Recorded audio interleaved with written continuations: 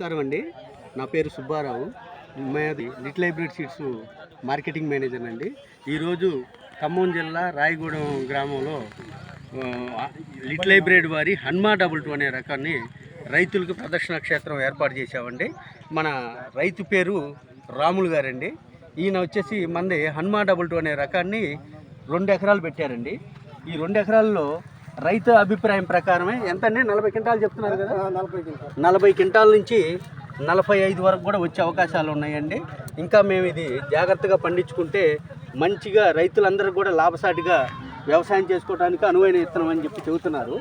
కాపు చిక్కదనం కానివ్వండి, మొదల దగ్గర ఏదైతే కాయ సైజు ఉందో తల దగ్గరకు వచ్చేసరికి కూడా కాయ అదే సైజులో ఉండటం కానివ్వండి, మంచి రంగు కలిగి ఉండి కాపు చిక్కదనంతో ఉండటం వల్ల రైతులకి మంచి దిగుబడి తీసుకునే అవకాశం ఉంది అని చెప్తున్నారు. చుట్టుపక్కల గ్రామాల నుంచి దగ్గరగా ఒక 15-20 గ్రామాల నుంచి రైతులు వచ్చి వాళ్ళంతా వాళ్ళు చూసి వెళ్తున్నారండి అని కూడా రైతు చెప్పారు మనకి.